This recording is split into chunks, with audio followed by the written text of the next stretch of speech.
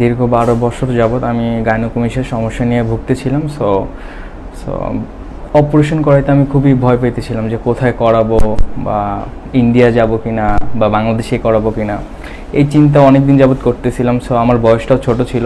তো যখন আসলে এই সমস্যাটা নিয়ে আমি বুঝতে পারলাম যে এটা আসলে গাইনোকমিশিয়ার সমস্যা, বাট এটা কোনো ফিজিক্যাল কোনো সমস্যা না। এটা হচ্ছে মেইনলি আমরা যে সমস্যাটা বেশি সমস্যা ফেস করি সেটা হচ্ছে আমরা সোশ্যালভাবে আমরা খুব মানে ডিপ্রেসড হয়ে যাই, বা সবার সামনে আমরা খোলামেলাভাবে কথা বলতে পারি না, বা আমি আমার টি শার্ট বলি বা জার্সি বলি, এগুলো আমি সবার সামনে খুলে সবার সাথে মিশতে পারি না। এই সমস্যা নিয়ে আমি মেনলি অনেক ধরনের ফেস করতেছিলাম। সো তারপরে দেখলাম, অনেক গ্রুপে কথা বললাম যে এটা আসলে একটা সমস্যা, যেটার নাম হচ্ছে গাইনোকমিশিয়া। পরে কথাবার্তা বলার পরে দেখলাম যে এটার অপারেশন বাংলাদেশেও হয়।